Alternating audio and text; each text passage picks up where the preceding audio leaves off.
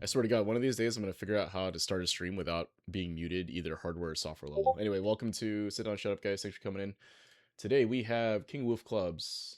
Let's bring him on. Hey, Kingawoofclubs, can you hear me? Yes, I can. Can you hear me? Yeah, I can hear you. How you doing? Doing okay. How are you? Not too bad, not too bad. So welcome on. I was looking at what you had posted, and it looks like you were talking about trying to get to the next level, see what's going on. Your high diamond Juri, is that right? That is correct. Cool, cool, cool. So tell me a little about what's been going on in your game. Where do you think you're feeling a little bit lost, or what may not be clicking for you so far? I think, and forgive me, I'm a college professor, Okay, so my thoughts might be kind of long-winded. sure. So I think that I have some obvious holes in my game. I have a really, really hard time doing quarter circle back Okay, still to this day. okay. But those types of things, like, hey, you should be anti-airing more. Hey, I know you ate this DI. Mm-hmm. That's the stuff that I always have in the back of my head. Okay, What I'm really looking for is hopefully someone who's better than me to sit down and say like, okay, well here's what I want you to be thinking about, okay, because that's like the next level piece that's just not clicking right now. okay. Broski posted a video a couple of weeks ago called "What I'm Thinking While I'm Playing" or something Mm-hmm. like that, Mm-hmm. and it was just the most fascinating thing because he'd be like, "All right, he's gonna OD reversal," and he does. He's like, and I'm like, okay, this game sense Mm-hmm. is like crazy good, and I'm not saying I have ambitions of that level, but I've been coached, quote unquote, by a couple of players who I respect very much. But I say this with all the love in the world: being really good at something does not necessarily make you good at imparting wisdom about something. Yeah, I mean, And I'm so, sure you know that firsthand as a college professor, right? Like, I'm sure you run into folks sure, all the time that are just like, "Oh, I know exactly what I'm talking about," but being able to articulate that into something digestible, right? So it's yeah. like not just the understanding, but being able to, spit it out in a way that someone can understand, right? So Yeah, cool. so All right. a conversation about like, hey, tell me what you're thinking, and then the conversation like, well, here's what you're thinking. Next level thinking looks like this. That's kind of Okay. that's a hope I have, and then Okay. all the way pointing out also like, hey, you shouldn't stand here. Hey, yeah, anti-air better. Yeah, yeah, Hey, yeah. you dropped a combo. All that's good too. Okay. Yeah, right on. So, if you haven't seen what this is here for this, or haven't seen this before, basically what we're gonna do is we're going to run a first to three. So, a bunch of custom room run Okay, first to three. I'll kind of get a sense of where you're at, what might be, you're struggling with, or anything like that. After that, we'll do a little replay review. So we'll look at one of our games that we play on stream, and then we'll look at another game, one of the replays that you sent me, right? So the reason perfect. I do that is because I'm in master, right? So the way that I may be playing you, um, sorry, one sec, one sec. The way that I might be playing you, might be a little bit different than how, um, what do I want to say? Like how I'm playing you at my level might be different than what you're experiencing right now in ranked. I guess what I'm trying to say. So Sure, like there's a difference in how that goes. So it could sure, be sure. nice to see like how that difference is. So we'll do that, and then if there's a situation that we want to get into, we can do some lab work and see exactly what's going on there, to dive in. And then after that, if there's time, we can run the first three. So if that all sounds reasonable to you, what's your CFN? Is it the same as your tag or? It is king of clubs as opposed to the Okay, wolf, one like just sec. straight up king of clubs. Gotcha.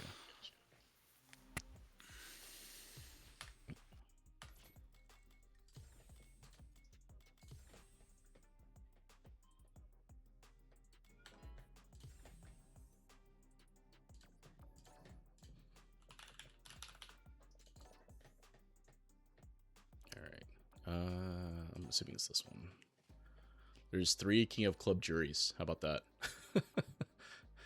But only one of them is diamond, so I think it should be you. All right.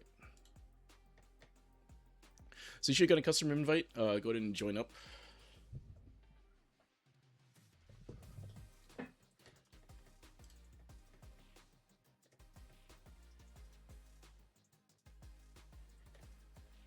I'm so sorry, I was muted. Oh, I forgot to unqueue from casuals. I just plugged on a guy. I feel awful, but I am reloading right Don't worry now. about it. I did get the custom room invite. All right, let me resend. Yeah, you did get it right. Okay. I did. So that was the correct one.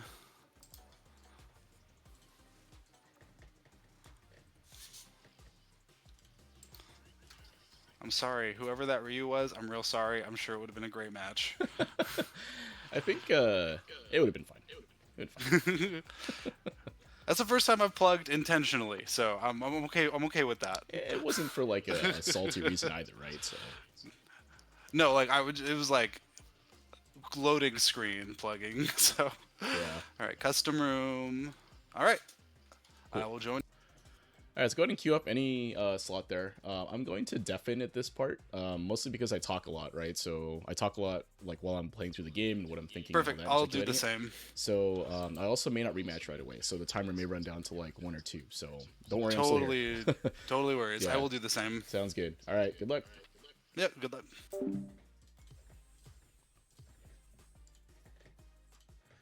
Hey, Dongle Man, thanks for the follow. Appreciate it. There's an echo in my voice because I think Kingawoofclubs has me on like a speaker or something, so I think you're hearing it through him. Because when he talks, I can hear myself in the background. Anyway. Alright, so, Diamond 4. Let's see what's going on.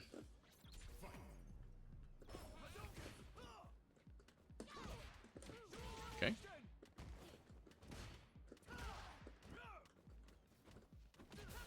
Nice.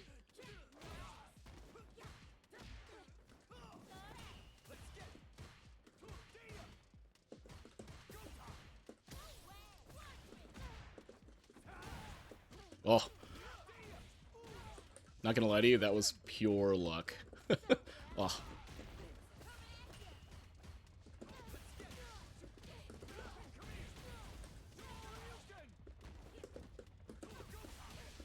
Okay. So, what I'm seeing right now, and this is very common in Diamond, is that they are very susceptible to moving after something happens, right? So, very common thing I talk about a lot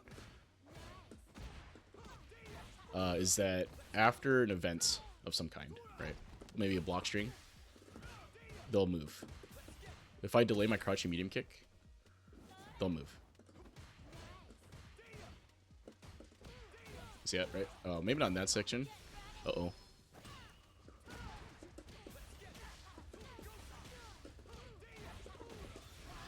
Maybe not there, but we saw that at the end of the previous round, right? So I just kind of waited a second, and then, or a beat, if you will, delayed my crouching medium kick to not take my turn back aggressively right away, and then it tends to catch people moving, right? So there's this kind of this internal timer, I think, that people have when they're playing the game, where something needs to be occurring, right? Like, there needs to be a button being thrown or something, right?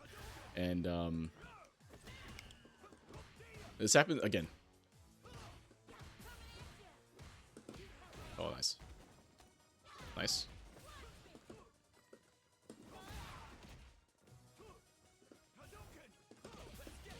Like I was saying, there's like an internal timer almost, right? People are like, oh, something needs to be happening at the moment. Nice reversal.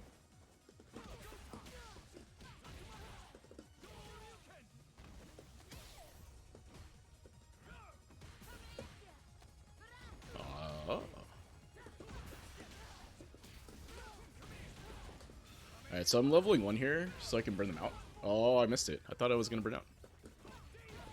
Okay, I guess just delay crouch medium kick. Still, the delay crouch medium kick is working because there is a sense of timing when they need to move, right? So that's probably what's getting them more than anything else, right? Okay, now they're planting. Probably because they've been hit a bunch by moving.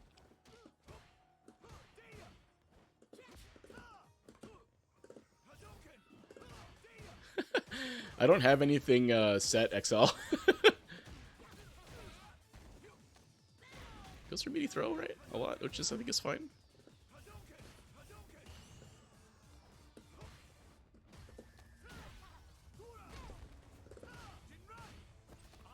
W. I'm gonna add the if you subscribe, it goes or it should anyway. Anyway, so what I'm seeing here again is some of it's neutral, just me being a little bit better about spacing overall. A couple of missed anti-airs like they were talking about, right? And a lot of delayed tech, right? Again, very common at this level.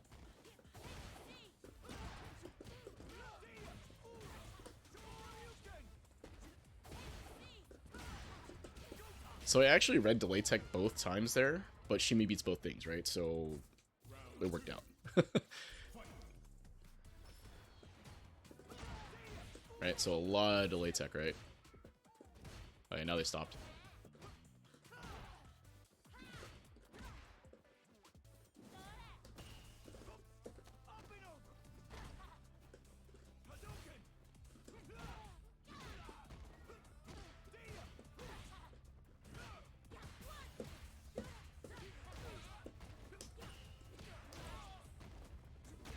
Oh, that was nice.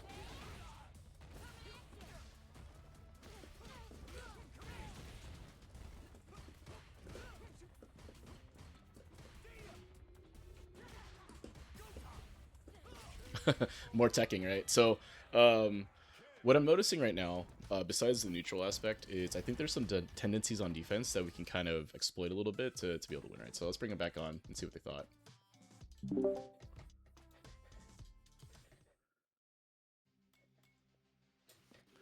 Hey, buddy, what do you think?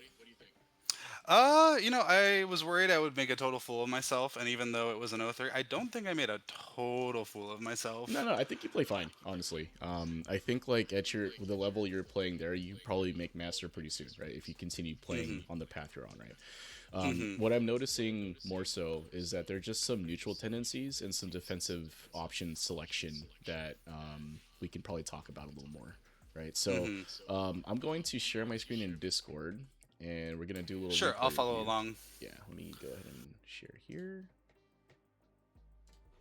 All right. And I'll bring up one of our replays. I think game 1 is probably the one we want to look at. So let's take a look at that.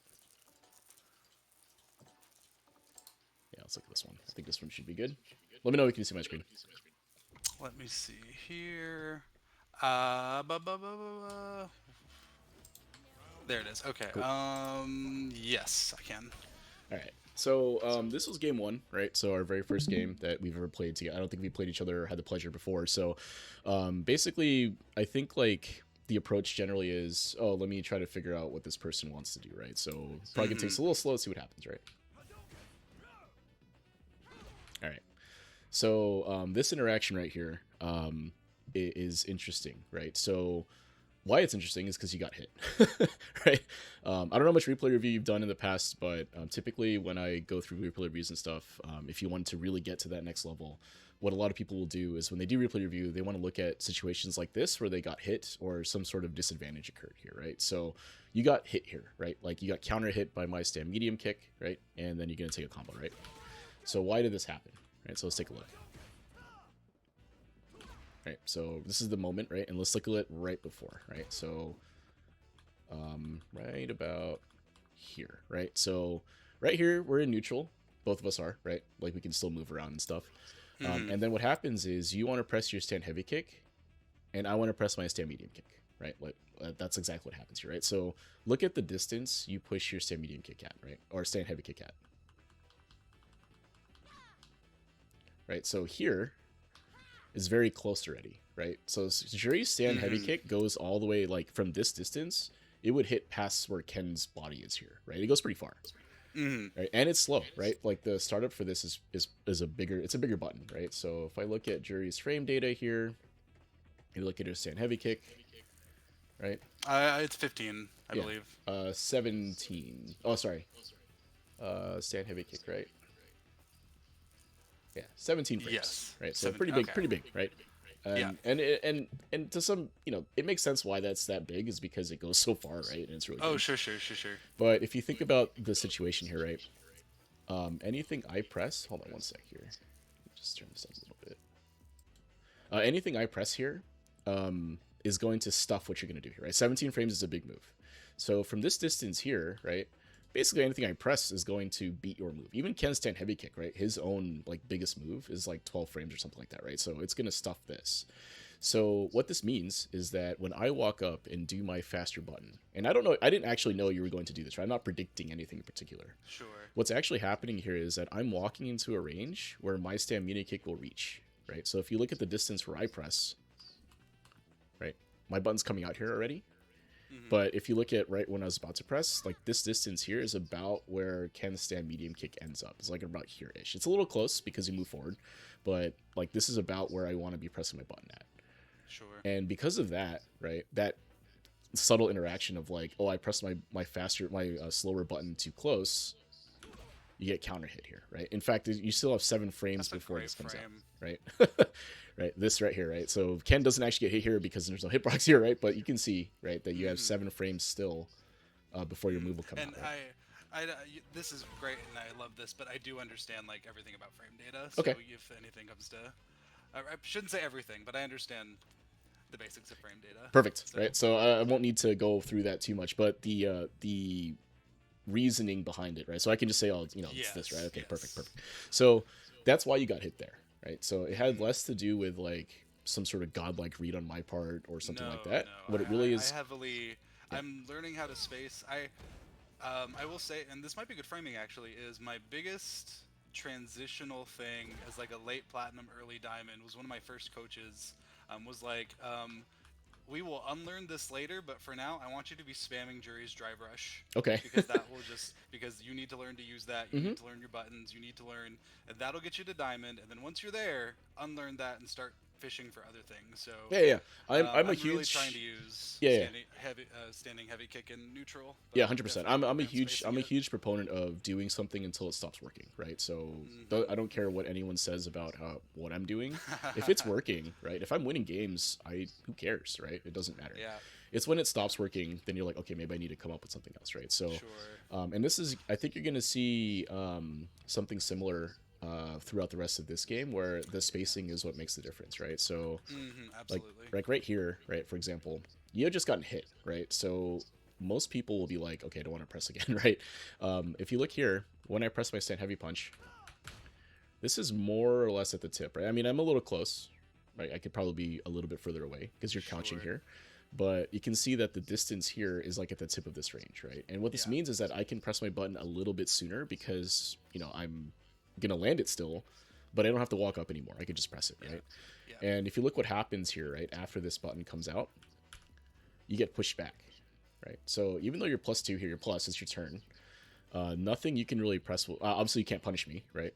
But Right. it's difficult for you to take your turn back aggressively with like a crouching medium kick, or maybe Jury's can reach here, but a longer range button may not reach, right? Hmm. So let's see what happens here next. Right, you get hit by the next thing you try to do. 1 sec. All right.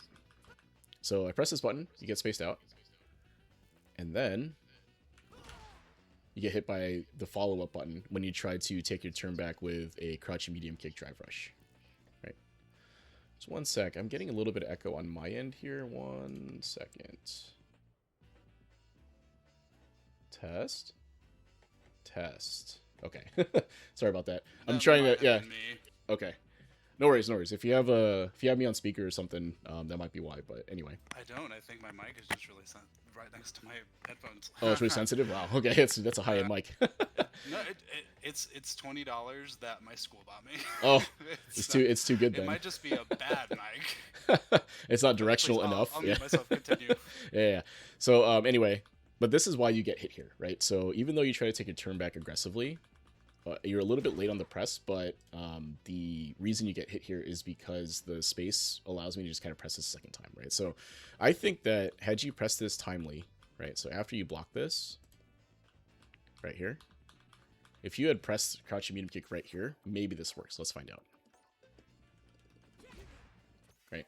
So Juri's crouching medium kick from that Right. distance would have actually hit me, right? But Right. you delayed a little bit, and that's very common, right? Because you just block something, even though you know you're plus, you don't know what's going to happen next, right? All that. So when you do actually press it, it's late, right? Yeah. So here, Yeah. And I'm still working on getting a feel for when I'm plus or not because I Mhm. haven't put in the time to really, because I do replay reviews and I try to take note of the frame data, Mhm. but it's just on my own. It's just so I don't have as good a knowledge of frame data as someone might hope to get.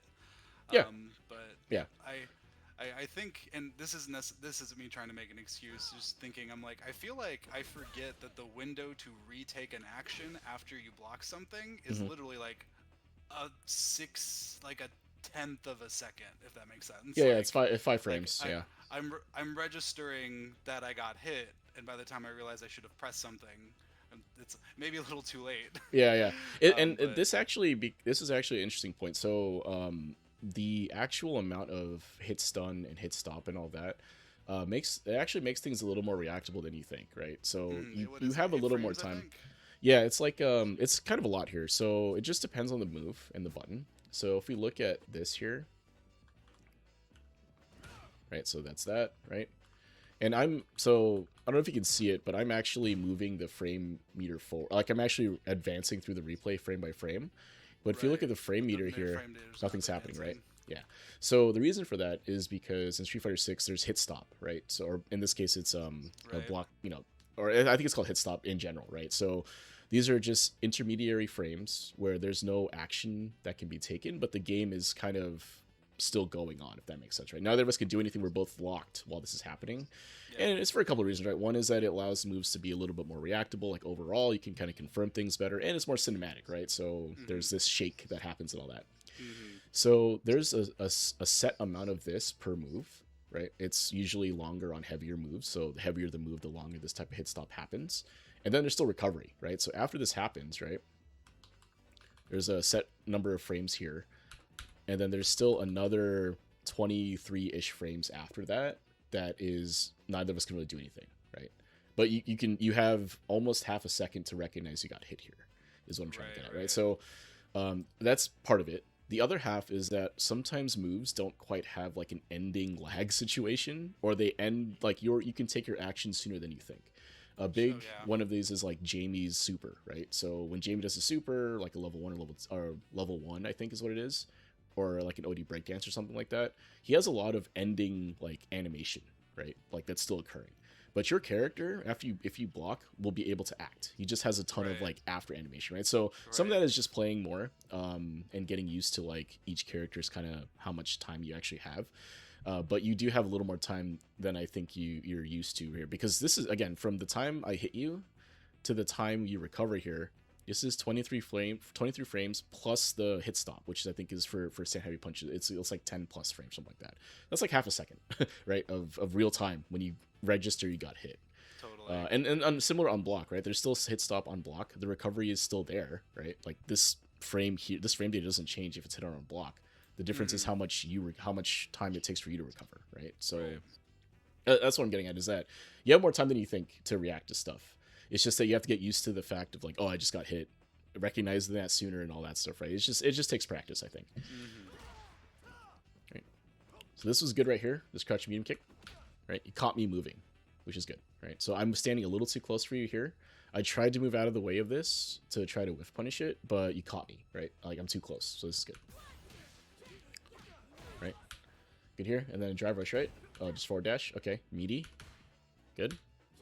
Right, and I challenge, right? So this is an interesting situation too, and I'll bring this up now, is because I have a feeling that in Diamond right now, people may not be challenging you in that string, right? Like they won't necessarily try to go for a trade here or anything like that. People tend to just block probably, right? Less than you'd think. I think my issue is in Diamond even that they challenge me just because People people mash. just be jabbing in People mash you. Diamond. And Yeah. I have a really hard.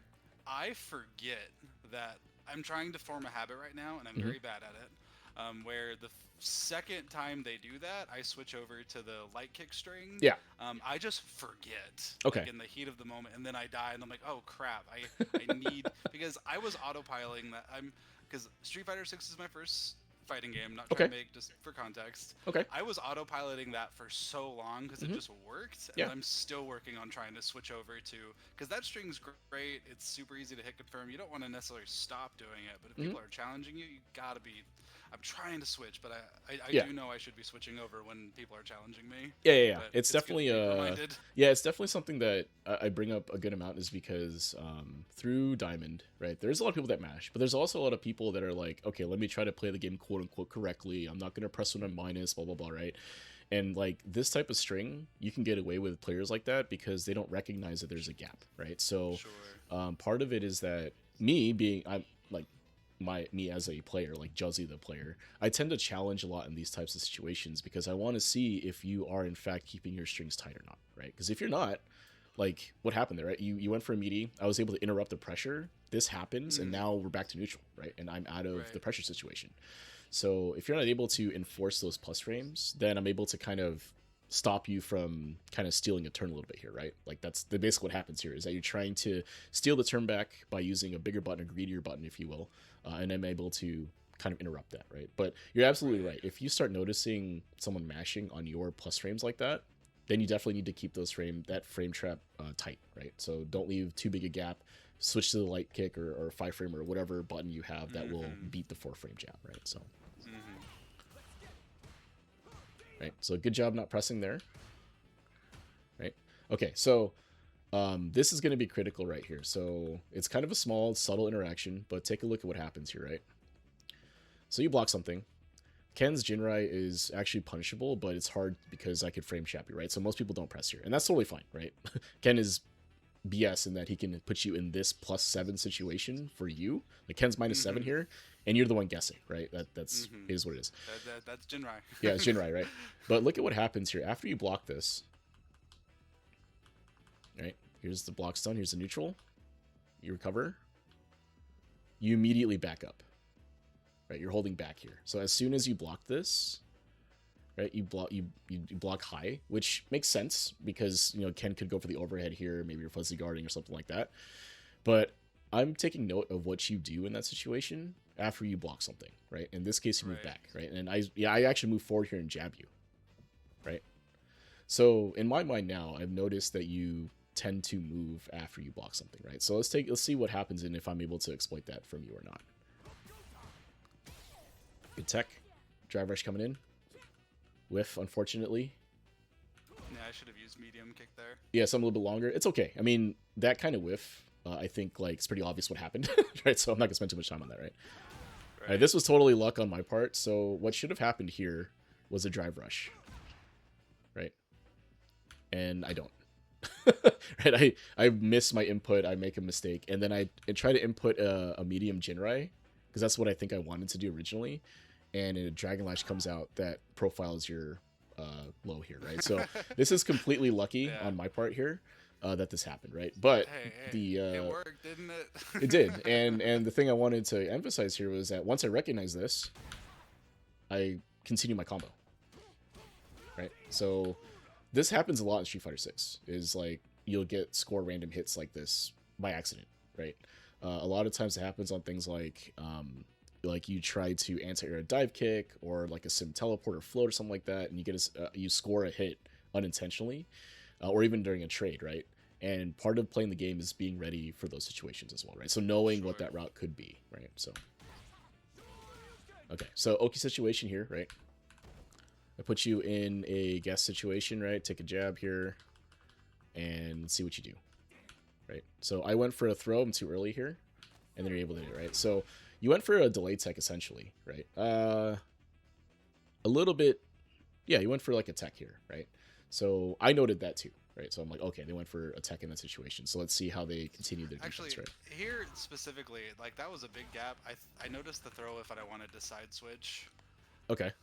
Was because Juri has ass side switches. Yeah, you got a back throw here, right? To to really do it, or you just take me halfway across the screen and then play neutral again. But both those options do kind of suck, right? So so I was definitely early here, right? I don't know why this didn't hit. I guess you're still in recovery, and like this last frame you would think would hit, but it doesn't. Yeah, so I whiff. I think there's a single frame of extra throw invulnerability. Yeah, it could be on the first frame, on the first frame wake up, right? So or like technically, even though I'm in blocks in stun for 223, I think I'm throw immune for 224 if I'm not mistaken. There's like an extra frame, I think, on wake up, something like that. Yeah. Anyway, so from here though, you get the back throw, which is good. I totally whiffed here, right? So it wasn't even like you did anything. So I take it back. You didn't delay tech, right? You just waited. You blocked, right? Didn't do anything. I whiffed. And then you throw me, right? So in that scenario here, right, you would have taken the throw and that throw would have worked, right? And obviously I whiff it here and you're able to take advantage, right? So that's perfect. That's exactly what you want to do. All right, drive rush in, and I wake up parry, right? Assuming you're going to press a button, which turn works out. I missed the perfect parry window, but is what it is. Right? And then I do this. Right? So what happened here? Why did this work, right? So after I parry this and I block your string, right? I assume you're gonna move. Right? So because you did it last time. I'm guessing that you're going to move after a block string of some kind, right? Maybe forward, maybe back, I'm not sure. But you're gonna move here, right? It's just a question of timing, right? So what is the rhythm that you like to move at is what I'm trying to suss out here, right? Sure. So like, and I was talking about this on stream. It's a very sort of like internal timer clock thing for a lot of players, where it's like, if nothing is happening for a significant amount of time, it's uncomfortable. And I'm like, oh, I need to be pressing something. I need to be doing something. Like I'm giving up advantage by not pressing anything, right? And like, because of that feeling, like, and I think I've called it time compression in the past, right? Like, it feels like an eternity since you've done something, right?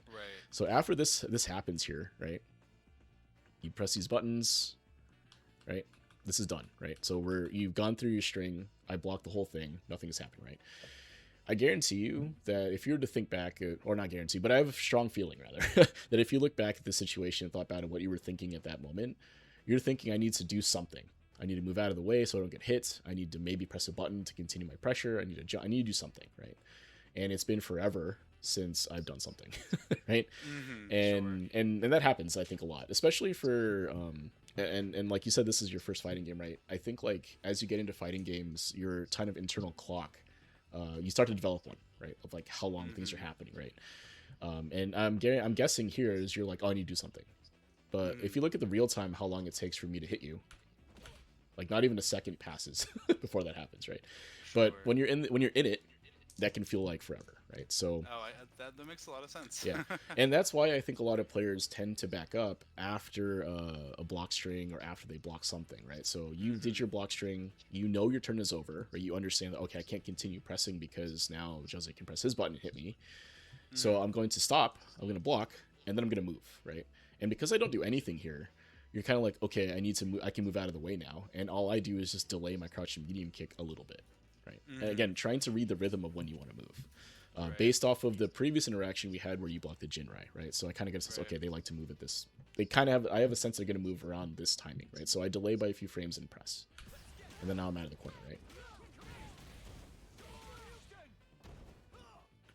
Okay, so I whiff that, expecting you to kind of press something you don't, right? So it's good. Right? And then again, right? So in this case here, right, nothing is happening. And then right when you decide to move is when I press, right? So when did that happen? Right, let's take a look. Right, so you're blocking. Right? So right, basically 2 frames is when you decided to move and I press this button, right? So again, not necessarily like I'm not reacting to your movement, obviously, because that's impossible to do. But again, I'm trying to read when you want to move, right? And this just happened to work out for me here, right? So very, very common, very, very common thing. I think at this level and even into master, once you get into master, this happens to everybody. I mean, this is footsies. Yes? Kinda, yeah. Yeah, in a sense, right? Like, what do I do when I'm standing at this range, right? When do I press, when I not press? How do I react to that, right? And like, what's happening here is like, again, like you can do the exact same thing to me. You can try to get a sense of when I want to press, when I want to move, and you actually did that pretty well right here, right? So in this situation here, after this, right? So after that happens, right? I think there's a crouching medium kick you land here at some point. I know it might have been further back. Let's see.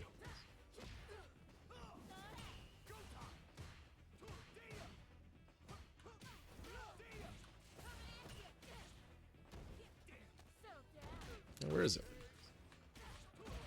Anyway, well, I'll find it later. But anyway, I think you remember the situation, right? I was like standing too close, right? And then you just basically crouch me and kick me, right? So you did the same thing to me, right? You were able to do that. It's just that I think, some of it is just how fast can you adapt, right? How fast can you get a read on when I'm moving, when I'm not, what your opponent is doing, right? And part of that is just playing the game more, right? That's just a skill you have to develop. Like you can see, like I talked at length about what I'm gonna do 2 interactions later, based off of 1 interaction from you where you back up after a Jinrai's blocked, right? I made a huge set of assumptions and a huge set of like reads and guesses based off of that, and it kind of worked out for me, right? Now I'm not going to say everything's going to work out all the time, but the idea there would be that I have an idea of what tendency you may have, and I'm going to see if I can exploit that, right? That's all right. Well, you actually bring up a super interesting just a idea here that I'm shocked I haven't considered before, is that I start like adapting after I feel like there's something to adapt for, is how my usual plan goes. And you're like over here like, I used 1 interaction for the next one. And I'm like, oh, that makes so much sense. Like 1 piece of data is more than 0 pieces of data. Yeah. Like that's duh. That's so interesting. And I'm sitting here like, God, why didn't I think of that? Yeah, and it's hard because if it's working, if you do something that works, the most common thing someone's going to do is the exact same thing a second time, right? So why would I change what I'm doing if what I'm doing is already working? Especially for a character like Juri that has very strong autopilot like strings and stuff like that, where you can just kind of run through everything you want to do, and your opponent, if they change something, they're going to get hit, right? Or you're safe at the end, right? You end in your medium store, and then that's it, right? That you don't have to worry about it. But I think as you climb up, and this is something that higher level players do, is that they're adapting constantly, right? Interaction, movement to movement, right? So every time something happens, they take the data point, they recognize what the situation is, what option your opponent is choosing, and then from there you pick the options that may beat what they're doing or what they may do next, right? And that's kind of where those mind games happen, right? We're like, oh, what am I going to do next, and all that stuff at high levels, and people guess and all that stuff. But for you in ranked right now, like I think like your game plan is solid enough where it's really just a matter of making 1 or 2 tweaks during the game, and then you'll start winning more games, I think, right? At least in neutral when it comes to that. Defensive option wise, I think we'll see a little bit more in this particular round what happens, but from there though, yeah, you're totally right. Is that like you take 1 piece of data, you make an assumption, and then you refine it, right? So as I was playing you and we were talking about it, I've noticed this tendency, that tendency, taking note of like the rhythm of your movement, that type of thing. And then all of that culminating in me pressing a crouching medium kick 5 frames later than I normally would to take my turn back, right? And it hits you. Right. So, so yeah, I think you get the idea. Right. I can drive right here. So this is strong, right? And you can see I actually tried to check, and I was a frame late, right? So I reacted late because I'm old, and then bam, I get hit, right? So it was very close, but anyway, I get hit here. So it's good. Right? Back off here. This is gonna hit me, I think. Okay, doesn't. But the heavy store here is not safe, I think. Right.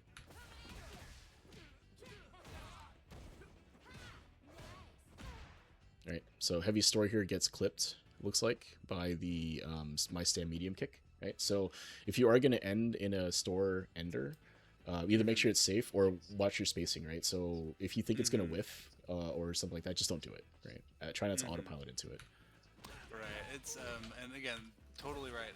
I'm really trying to learn to hit confirm standing heavy into heavy store right now, just to get that extra damage, and I'm very bad at it. But I'm also trying to go for it, if that makes sense. Like I'm trying not to autopilot heavy into medium store because I want to get good at reliably being able to transition into the heavy store for the juggle, but it is hard. Yeah, it's not easy, right? Hard for me, I should say. Well, because Juri's was a stand medium, or was it, what is the cancel? Is it stand heavy kick? Yes, I believe it's a 17 frame window. Okay, so that's doable, right? It's tough though, it's tight. Doable almost every time if you practice. Yeah, but it's tight though, right? It's tight. So at any rate, you get hit, you get punished for that, right? So is what it is, right? PC stand media kick here. I take a combo, and then I go for a drive right here to continue my pressure. And what do? I think you just continue blocking. This is perfectly fine, right? If you consider your defensive options here, I think taking the throw mid screen is a totally fine option. And continue my pressure here, and it looks like you try to challenge me here and get hit for it, right? So this is kind of tough, I think. If you had pressed here, it probably would have worked, right? I'm kind of close when it comes to the drive rush here. So if you were mashing jab, this might have worked, Oops. Let's see. I don't even think I'd give myself that much credit. I think I'm still learning the. I don't think. Maybe? Let's find I out. don't think so. So, why is this not just pausing? Alright. Right. Oh, So I'm wrong. yeah, the distance of me drive rushing in wasn't real there necessarily. Part of that could also be that I elected to, if you look at what I actually do here, I do a jab, right? So if I had come forward, and if you look actually here, I'm pressing the button pretty much immediately here, and there's no sort of gap here, right? So anything you would have done here probably would have beaten that, right? So I kind of just take advantage of your passiveness here and drive rushing. Now, if you had challenged me here, timely, right? Like actually mashed it out or pressed it sooner, you would have actually stopped this from happening, right? So anyway, it's something to think about. If you see that kind of thing happening and you think the pressure is fake, which just was in this case because there's a gap, press timely, right? Press mash it out if you need to, right? Like you want this button to come out is what I'm getting at. Yeah, yeah. I think, and I'm just kind of talking out loud here. I think like when I decide to press on a drive rush, I think as it's like starting up, I need to decide if this is real or fake. Like then, not as I'm deciding to press a button. Yeah, Might be a yeah. habit I need to develop because like It's so. Go ahead. Sorry. yeah. I was just gonna say Talking too it's much. a no. You're totally fine. It's a spacing thing, right? So, I guess I'll talk about this here. So, when it comes to 2D fighters in particular, right? So you said Street Fighter is your first kind of fighting game, like in general, like overall. Like, have you played any other 2D fighters at all, or just the first I one? played like 50 hours of Street Fighter 4. Okay. But, Street Fighter 6, I've got not like More, more than that. I've got like 300 Yeah, hours in Street Fighter 6, Yeah, which okay. is like more than most people play fighting games. But in the FGC, that's pretty modest. Yeah. It's up there for a casual game, but as you're Yeah. getting more serious, right? Obviously, but it's a spacing thing, 100%, right? And also it's some of its characters dependent too, right? So from the space I actually execute the drive rush at, right? This is you have to recognize what may or may not come out of this, right? And it's tough. Don't get me wrong. It's just an experience thing. Like if Ken's drive rushing you, he has a good drive rush. Like Juri drive rushing you, it's probably gonna reach you. Something like a Geef or like a shorter drive rush we've been on may not reach you from here, right? So you just have to get a sense of like, but if her drive rush is better, she would be busted even more so, right? So, True. but at any rate, the spacing is what dictates what options are available to your opponent, right? So, or what should be available rather. Like I could do a jab from here if I wanted to. That's a thing I could do, but does it make sense? Probably not, right? So you don't have to worry about that. But at any rate, like it's a spacing thing. So let's keep track of the space if we can of what happens to the rest of the set and then or match that we're going to review, and then we can hopefully draw some conclusions from that. So that's fake, right? I hit you, right? Right, and then here I try to do the same thing I was doing to you earlier, right? So I did something and waited a little bit, and then he didn't move, right? So you planted, and I actually said that on stream. Okay, he's planting now. I think he might have gotten the idea that I need to block a little bit longer. So this is good. Right, so now you have to deal with plus frames here. And you go for a tech. That's good, right? So that's a pretty common defensive option to select out of drive rush here. You're minus after the drive rush button for most characters, right? It's pretty rare for a button to be minus after a drive rush, outside of like Guile, maybe JP has some buttons, whatever. But most buttons are going to be plus in some capacity, right? So delay teching there makes sense. So I think that's fine. You just have to be careful about autopiloting delay tech, right? So if you do that a lot, you see I actually shimmied you a good amount in games 2 and 3, right? So if you review those at some point. So anyway, now I noted that you're teching, right? So I'm like, okay, defensive option wise, they're teching here. So let's see if we can exploit that.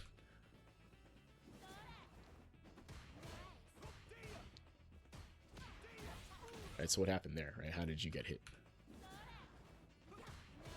So I pressed the wrong button here. I probably should have pressed my 6 frame or 5 frame, but whatever. Right.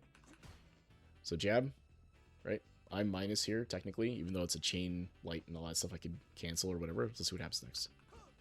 Ooh. Okay, jab here. And then you immediately try to tech. Right? And it actually whiffs.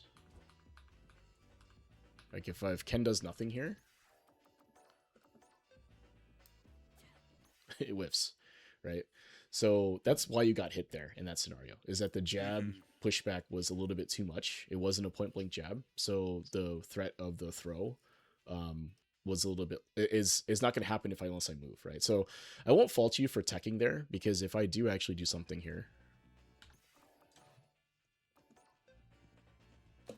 right, your tech will work if I go for a walk-up throw, right? But what I actually did here instead was I tried to beat a delay tech by leaving a gap, right? So if you look at what I actually do here, press this jab, and then I press a longer button here. So there's actually quite a gap, right? So why am I doing this, right? Why am I leaving a gap like that and going for this, right? And like I said, it's to beat delay tech in particular, right? So I noticed that you had teched a previous interaction. So I try to beat delay tech here. Now, interestingly, if this was point blank, your immediate throw here would probably actually beat this option from me, right? So if you had done what you did here, but the range was correct, it would have beaten what I was doing. Right, so that's kind of the rock paper scissors aspect, right, if you will. Like I can't obviously can't cover everything, but I am picking an option to beat here for me, right? So if you had delay teched like I thought you would, right? So if we go from here and I try to input a delay tech, right, right, you see I inputted the tech, right here. I input the tech at a delay tech timing, and you got counter hit for it, right? So I'm basically what I'm trying to get at is that I've decided you're going to do an option, and I'm trying to beat it with something else, right? And it's kind of like what you were saying, like how do I get to the next level? And some of that, I mean, at this level, maybe it's not going to be as fast an adaptation, but this is the type of thing that I think people need to start priming your brain to think about, right? It's like, oh, I did see a couple of interactions. I'm trying to put a pattern together. Humans aren't actually random, no matter how much people want to complain about how random this game is. Humans aren't random, right, for the most part. So there's a pattern that's going to appear, and then it's up to you as a player to identify and exploit that, right? And that's what I'm trying to do to you here. Right. Well, as you're speaking, there's a phrase that I've heard before that I didn't really understand. But as you're talking, the phrase "believe your reads" comes to mind. Like, and it's like, because I think part of why, but part of my issue, and again, not necessarily an excuse, just like I'm thinking out loud, is that I'm like, what option covers for everything, and there isn't an option, and then I get jumbled up because I'm like, but what if I can't beat everything? And it's like, no, it's like I'm wondering if a thing I really need to start doing is like, even if it's wrong, decide what to do and then do it, as opposed to like freaking out. Yeah. It's something that I think a lot of mid-level, as you get better through Diamond, a lot of players try, and that's why what I'm going to say is that it's true 100%. A lot of times in games like this, it's not necessarily you being able to cover everything. It's more like I'm going to pick 3 or 4 options that I'm going to cover and beat, and I'm going to do the thing that beats those things and hope that they end up picking those things, right? And let the cookie crumble, right? And that's on both offense and defense, right?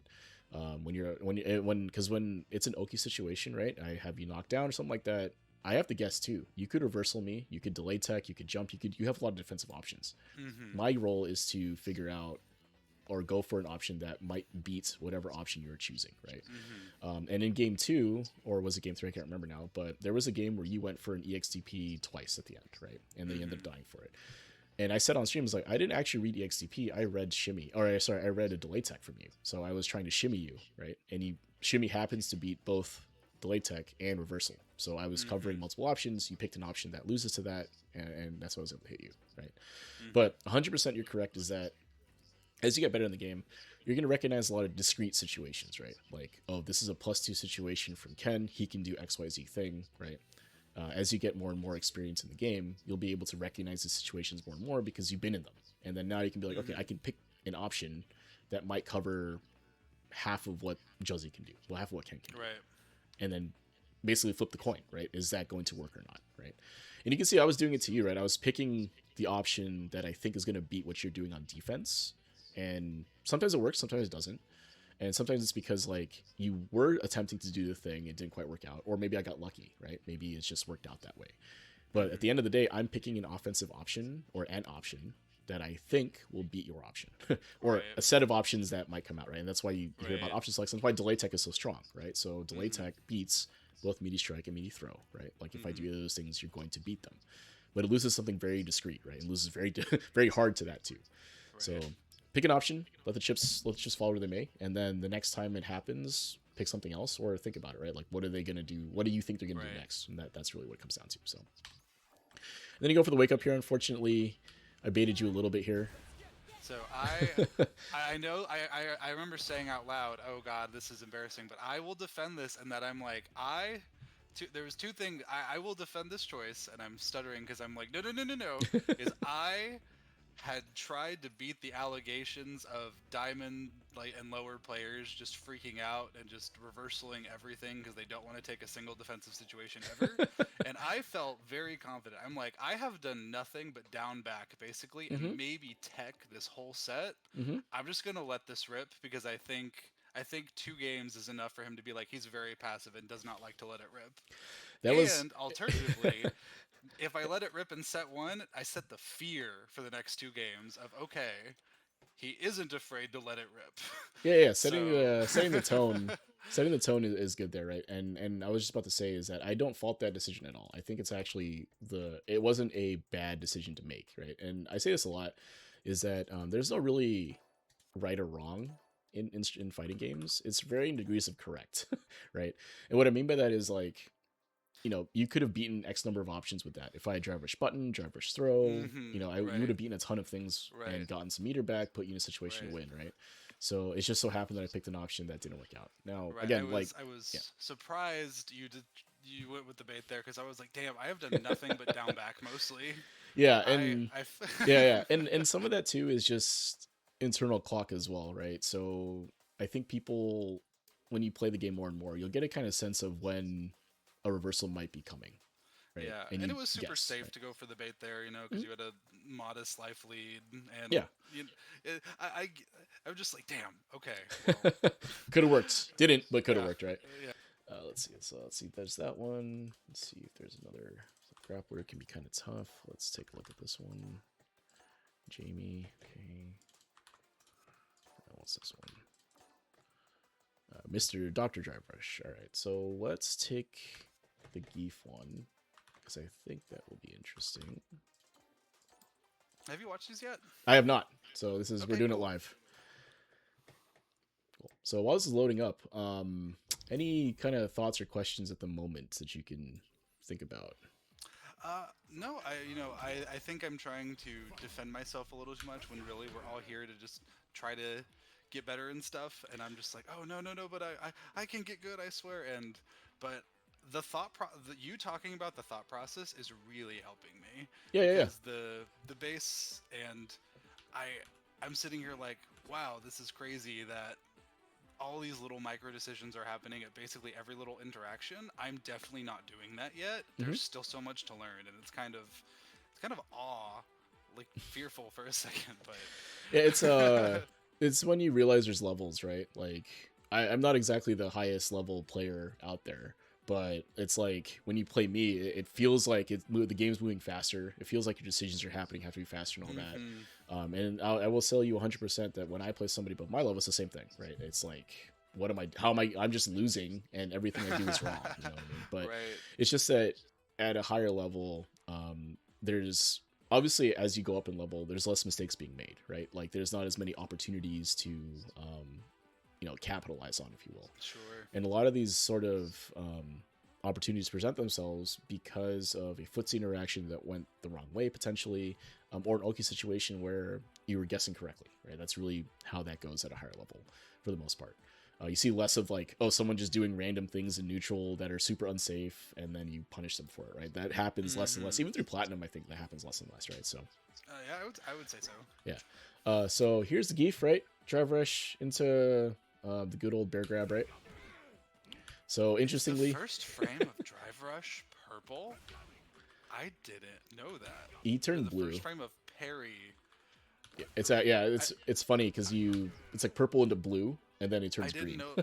I did not know the first frame of Parry was purple. Yeah, it's weird, right? It's things you never notice unless you actually go into replay review. But yeah, anyway, interesting right here, right? So you tried to check, which would have worked had he continued the drive rush, but you recover in time to jump, right?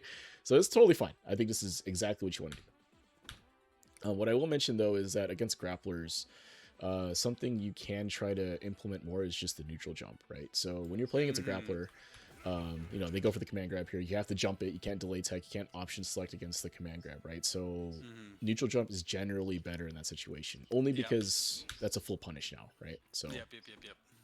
unfortunately that whiffs, but it's okay.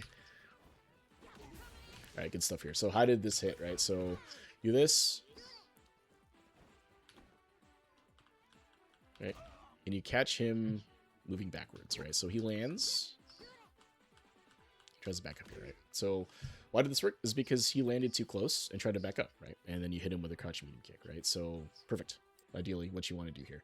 Now, actually, ideally, you DP him here, right? So, like the real solution, if you will, the more correct answer would be for you to pinwheel him, like DP him right here, right? So anti-air that. But this is totally fine, right? He went for an interaction that didn't quite work his way, and then that was it, right? So,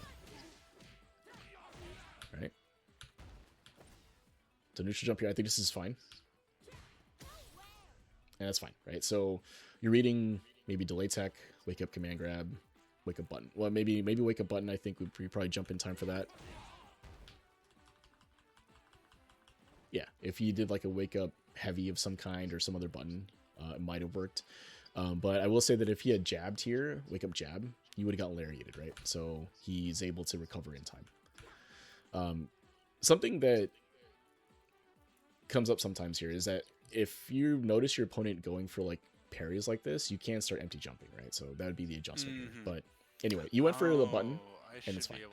There should be enough time to react to It's hard to say if you could have or not. So like in real time is how it goes.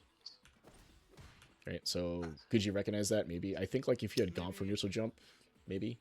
But it's hard. It's hard to recognize it at that moment because you're already kind of committed to pressing that button, right? So something to at least look for, I guess. Yeah, it's something you note, right? And we were talking about that, right? Like, I've noticed they do something in this situation, right? And again, more than likely, they're going to do the same thing again in a following situation, right? So, okay. Get checked. Unfortunate. Okay. Not sure why that worked, but it did, right? So, driver is in, and then was he pressing a button here? Oh, he's walking forward. Oh, he tries to press. Okay. So, again, was this the right option? Yes, because it worked. we can. Just, I did a bad here. I think I wanted. Did I have stocks? Man, I must not have even been going for forwards or heavy spend. Yeah. I don't know what that was. I think I was hard reading a jump. Yeah, maybe inputted something. Just didn't. Yeah, it didn't quite work out. And again, it's like it worked because it hit them, so it's fine, right? You know, I'm not defending this one. This was just bad. That was bad. But this was good. So this part here, you land the DP, and you instantly go for more pressure, right? Right, and does wake up parry. So this is 2 or 3 interactions so far where the Geef has elected to parry on defense, right? So they have to handle, and so let's keep that thought in mind and see if they do it a 3rd time. Or 4th time, or however many times it is. Like, the next time they do it again. We'll see. Okay, catches the backdash with that. Right, needs a DP. Ouch. Good whiff punish there. And better whiff punish here, right? So these were both good, right? Right, that's a good whiff punish. Unfortunately, no cancel, but that's okay. You were probably just poking. It's fine. And this was good too, right? So I don't mind... I think I missed my corner here. If you see the 1 frame down in the back, yeah, and if you go down, I think down right towards the, I think I missed my corner. Trying to right here, right? Trying to cancel. Yeah, I think I missed my corner. Are you on pad or what controller? Leverless. Okay. Yeah, that takes a little roll to get used to the role. I still occasionally miss my corner. Yeah. I'm very sad to see that. Yeah, so this would have been a medium DP, or was it medium store rather? Cancel, cancel, right? So it's fine, right? That's just a mechanical thing, like execution. I'm not gonna harp too much about that because you already know what to do, right? But the idea of what you're doing here is correct. Is that you're whiff punishing into a safe cancel, essentially, right? And then this makes a lot of sense to me, I think, going for a sweep here, right? So did you react to this? Let's see if it was possible for you to have reacted to it. I don't think so. 9 plus 2, 13 frames? Probably not. But you're standing at a... But the real secret is you're standing at a range where your sweep will hit if he presses a button. Right. Right. I think I was more reacting to movement rather than anything. Yeah, a lot of times sweep is a hard call out to movement when you do to neutral like this, right? So you are saying you are going to move here and I'm going to catch you and knock you down, right? That's a lot of times what that is. But stuff like this can happen too, right? So if they whiff and you press your sweep, you land it, right? And it's perfect, right? It's what you want to do. It's just you do have to be careful about spacing and all that stuff. But again, it worked out, so it's okay. You went for a read of some kind, like we're talking about, right? You went for a read, it worked out. Totally fine. Alright, so the Geef elected to delay tech here, or tried to tech, but was a little bit early, because you just empty jumped, right?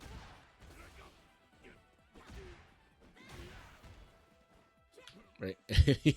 He unfortunately does not catch you as you're landing, and then you just throw him from you, right? So it's fine. Alright, so you autopilot the string, totally fine. He's not doing anything to challenge that, and I don't know if Geef can necessarily challenge that. So he has to hold that. -6 situation here, and then you immediately backdash, right? So, you know, SPD can't quite get you from there, I don't think. Let's see. Even like an EX SPD, I don't think. Let's see.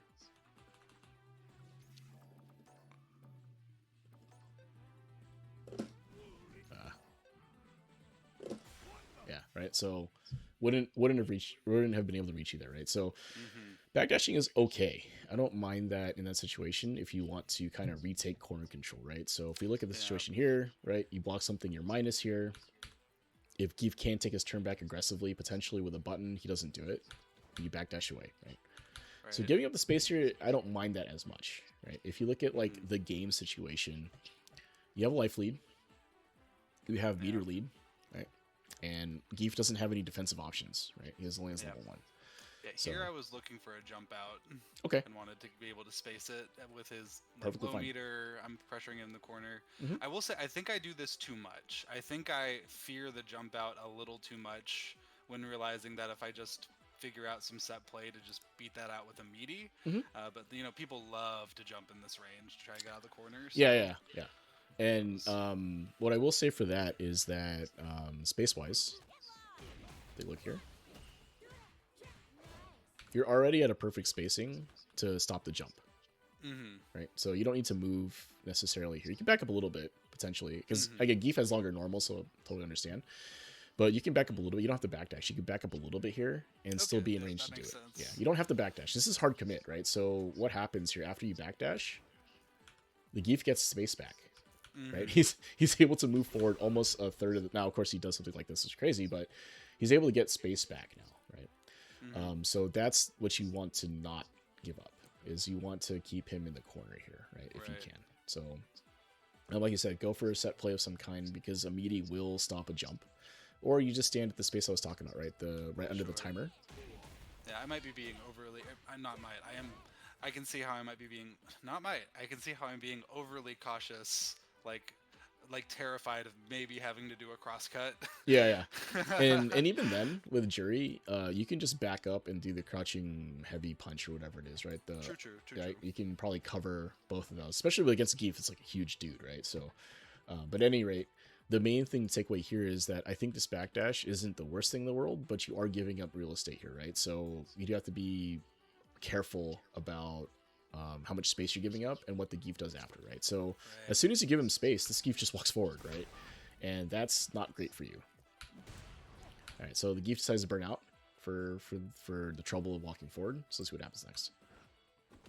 All right, same thing as last time, right? Where you caught him. And then DI, right? So this is good, right?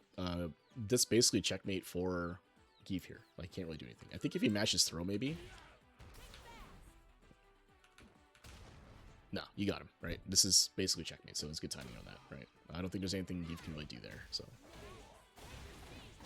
Good stuff.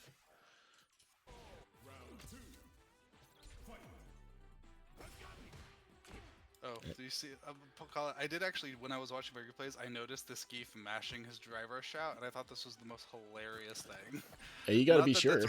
Not that that's wrong. Not that that's wrong at all. Yeah. I just thought it was really funny. Yeah, you gotta make sure, man. You want to be right on top of it. Although the Geef is doing something that is a little bit unoptimal in that you can get this drive rush down to 1 parry frame, right? If you do the shortcut. Like, doing this ensures it comes out, but you can time it so that you don't have these 2 frames of additional parry, whatever. Anyway, so what do you do? What do you do here? You actually hold parry. Unfortunately, you just tap it. So, or you were trying to drive rush, maybe it didn't come out because his drive rush came out. I was. Yeah. And I think I just inputted the. Yeah, inputs. I see the inputs here. Yeah, but yeah, yeah. I think I just did it wrong. Yeah, and he's drive rushing too, right? So you have to continue mashing the forward because this is going to eat your input, right? So at any rate, doesn't. Is that something that happens? 100%. Yeah. Drive rush right here. That. Right here. While this is happening, the screen freeze, the game kind of eats your inputs. So unless you hold it, if you hold the input down, the very next frame it's able to come out, the game will let you do it. But if you do something like tap jump here, it'll get eaten by the whatchamacallit, by the startup. I genuinely did not know that. It's something that people have been kind of complaining about from the beginning of the game, and rightfully so, is that the game is kind of eating your inputs. Like if you read jump here, like if you don't parry right away and you try to jump through this, your jump may not come out unless you hold it. Like you hold the up button on your leverless, right? Or if it's on stick or pad or whatever, you don't hold up, your jump will get eaten, right? So that's something that people have been complaining about for a while. And it's a legitimate gripe, in my opinion, right? That's the thing. So at any rate, yeah, so this doesn't come out, it's okay. You block, right? And then you get hit here because you try to go for a button when Geef is plus, right? Yeah, bad habit. Yeah, is what it is. Challenging here again, I don't mind people challenging and mashing on plus frames. It's just you have to make sure that you understand why you're doing it, right? So yeah. Good dance air. Okay, autopilot the string there. Now the Geef here had an opportunity to whiff punish you, right? So he did the thing where you stand block Juri's string, and that sends you further back than if you're crouch blocked, right? So right from here, your Fuha is gonna whiff, right? Or your Sora rather is gonna whiff. So if the Geef was paying attention to what they were doing here, this is a full whiff punish, right? So you get hit by what is it? Crouching medium punch with the drive rush, I think, something like that. I think I eat a heavy when I try to backdash because I do that, or You get away with it, okay. right? But I think the ideal thing here, right, would have been for Geef to do something like this, right? Right. I mean, I don't know his combo. I think it's like Hell Stab or something, but he hits you there. That's full combo for him. So. Yep. And so, what I will say is that if you are autopiloting that string, you either have to switch to the low version, right? That has the crouching media or crouching light or something like that has a low in it, or don't go into store, right? So you recognize that they're standing and you don't go into the heavy store, right? And you wait for them to try to do something after, right? Maybe you parry, maybe you back up and try to whiff punish, right? Like that's all you have to do. Adjust the autopilot, if you will. Yeah. So hard. It's difficult. Don't get me wrong. It's so hard because especially when you're learning, right? When you're learning the game, you're trying to get this muscle memory down, right? You're trying to do the combo. You're trying to execute it, and you've done it a million times in training room. Done it a million times probably in game, and now here I am telling you don't do that, and you're like, what? Right. Right. And you're right. And I'm not using auto. I'm not saying it's hard as an excuse. I'm saying it's hard, and I have to do it, and it's hard. Yeah, it's tough. It's 100%. Yeah. So here. This is a situation where you whiff, right? Straight up. Unfortunate, right? So would this have caught anything from Geef that wasn't this?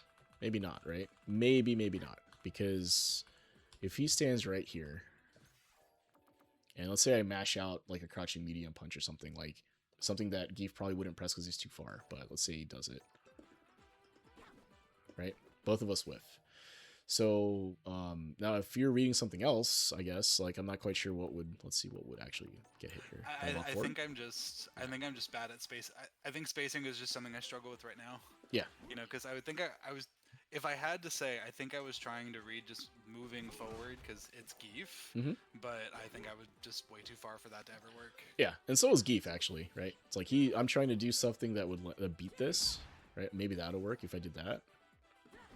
Right?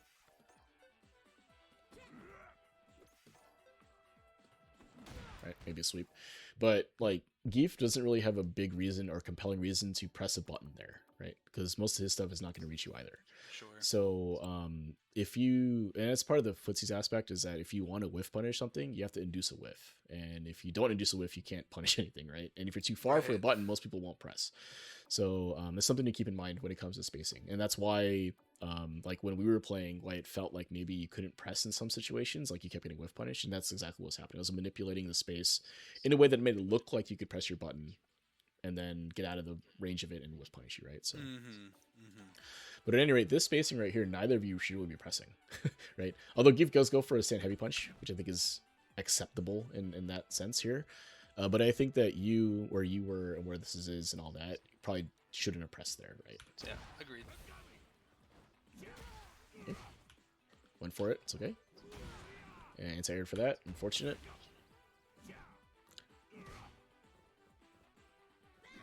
All right. So what I'll say here is that when Geef loads up the stand heavy punch, he is kind of frozen in place, right? So something that you'll have to work through to beat Geef players is that they love this thing, right? This button does everything for them, right?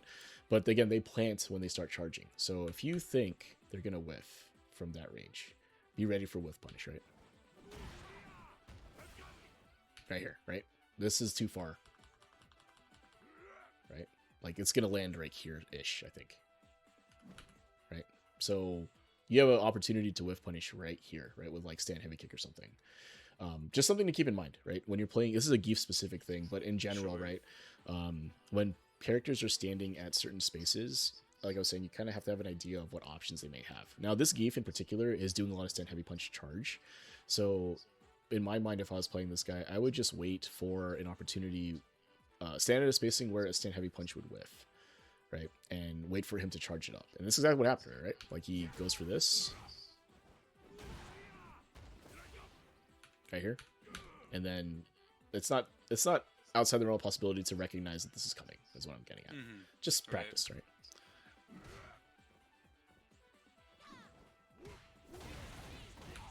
I don't mind that, but your meter is a little bit low, so I don't mind the reversal there. I think it's okay. Ideally, again, you actually anti-air the jump, but you went for a read here, and that's fine. Okay. Uh-oh. It's scary now. Oh, we got caught autopiloting. Oh, and the reset, that's filthy. But it's difficult. This is difficult to defend, honestly. You're gonna get hit, right? Something that some players do, and I don't know how prevalent it is, but at least I do this, is if I'm getting hit by Geef, I don't want to get SPD, and I don't want to get SPD'd, I'm holding jump through this string. Even though I'm getting hit. I'm holding up back or up, right? Because let's see what happens, right? If I'm holding up after this has happened, like, oh, I think I'm going to get, because I'm going to take the next hit anyway, right? There's nothing I can do from here in terms of like blocking a combo or stopping a combo from happening. But I could try to defend against a reset, right? Right? So I can neutral jump, right? Come down with the button. Right? Something like that. So what I'll say is that if you are getting hit, right, if you're in the middle of a combo or something like that, especially against a grappler that can do like a SPD reset like that, be willing to hold jump, right? Because even if you get comboed, you couldn't have blocked anyway, right? Like you'd have to hold that or take that damage anyway. Right. Now, of course, they could always wait for you to jump and then hit you with level 1 or something, right? So, you know, something like that. But that's a read. Yep. Yeah. Exactly, right? You have to guess. But you got to make sure that they are forced to make that decision, right? They can't just get that reset for free. Like you have to give yourself a chance to defend it, right? Maybe a mash backdash, right? I've done that too, where you do something like this, right? You just mash backdash while you're getting hit, and hopefully, if they go for the SPD there, you may be able to dodge it, right? So again, it's more of a hard read on your part, but that's how grapplers work, right? You have to take the 50-50 and take the coin flip. Yeah, you're in the middle of the combo anyway. So. Yeah. I mean, at worst, you continue getting hit, right? And it's like, well, I could take my hands off the controls, I can continue holding block, or I can try to do something else, right? That will at least beat an option, right? That makes sense. Because why not, right? At that point. And you see that a lot with like against other characters, where you'll see people like, if you look at replays and look at their inputs, they're delay teching through block strings, they are parrying, like they're pressing as they're getting hit. Yeah.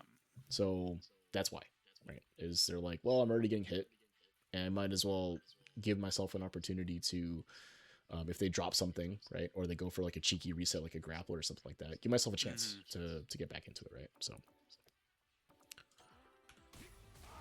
unfortunate though.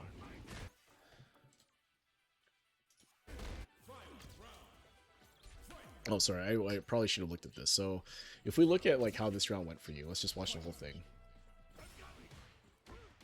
Right, got hit while trying to move. Good TP. Right. Take a hit there because of the whiff. Right, get anti-aired.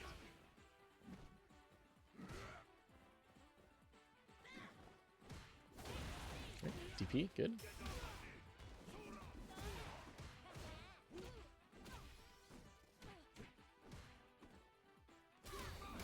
Okay.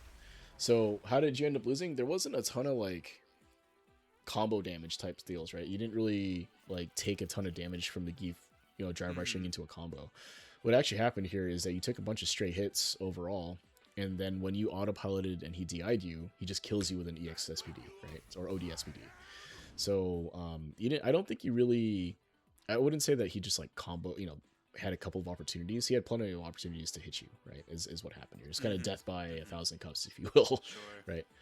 So what that means though is that there are a ton of neutral interactions that you can take a look at to see how you can approach those things differently, right? So the spacing that you made a decision at, could I have done something different? What that could have looked like, right? And how would that have changed the texture of the match? Right. Because the Geefier is just kind of pressing, right? He knows that you want to move or are kind of worried about what's happening, so he's just continuing to press. So for the third round in a row, drive rush start, right? This time you beat him. It's level 3. I don't mind this. This is actually a good thing. I like it. So yeah, I like to specifically. So this specific interaction comes up a lot. Just again, thought process is I'm confident in my ability to check other people's drive rushes with standing medium kick, with 5 medium kick, just because the active frames come out so quickly for that button.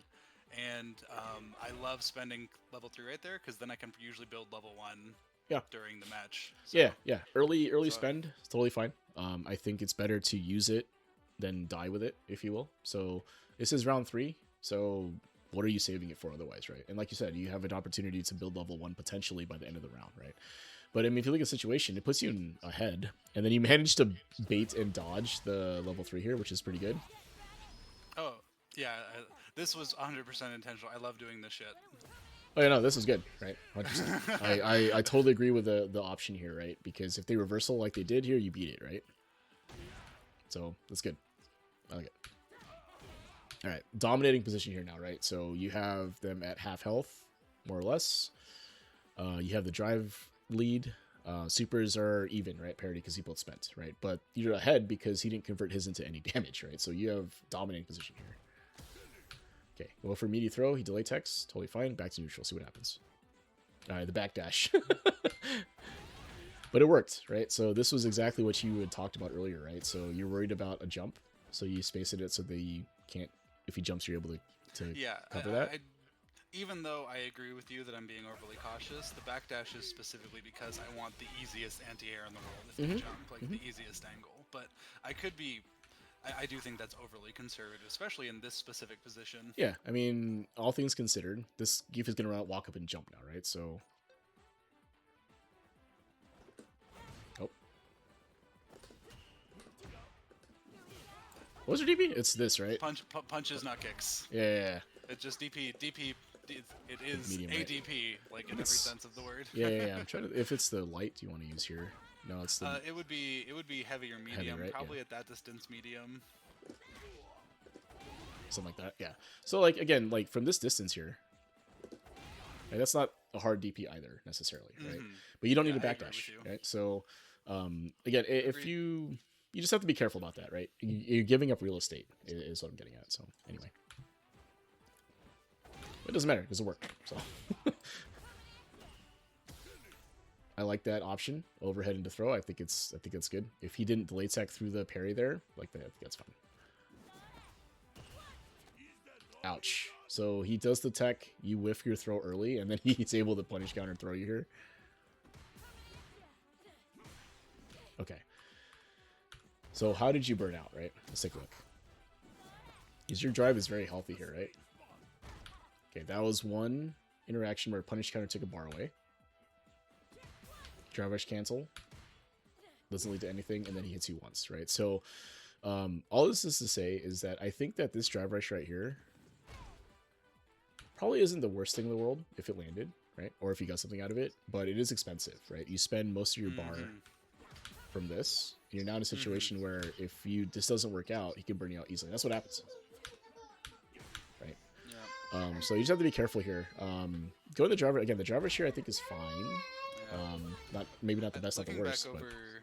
Looking back over here, I think I needed to just raw throw out of my drive rush ray more, because yeah, just make sure you slide when you do it. Oh, from here you mean? Like after this? Yeah, I think it's not a bad option.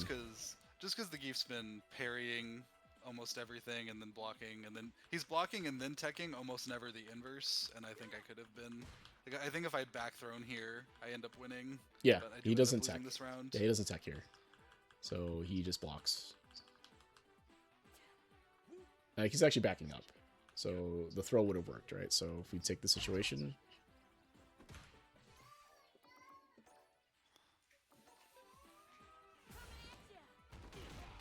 Right. Yeah. And it puts you in a better position. Now, this is not guaranteed either, though, right? Because even though you have a health lead here, you have not as much drive, and he has a ton of drive to work with, right? So you have to be careful about drivers canceling or using OD moves from here, as well as taking any sort of block string damage, right? So you can throw fireballs, like take a store, throw a fireball, back off, and do that potentially, because he has to come to you, right? Like, yeah, that's fact, right? So. Fortunately, get burned out here. Yep. Everything just fell apart in this round. Then now it's like, happens. this is bad, right? This is scary, right? Okay, that's good. Right, keep the pressure up. D-Rev, yeah.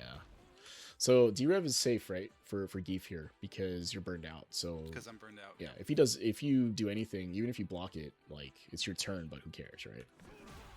Then you get clipped by this as you're dashing. Okay, now we're in slot machine territory, right? You have to guess what he's going to do next, and you can't option select against this. Right? See this coming? Bam, you get hit as you're trying to potentially super, maybe? Let's see. Yes. Yeah, I'm guessing that's a super. Yeah. Right? Unfortunate. But it is how. Unfortunately, it doesn't come out, but. Yeah. I think it was more me deciding late that I wanted to super, which is one issue we've already talked about. Yeah, you needed to decide you wanted to super.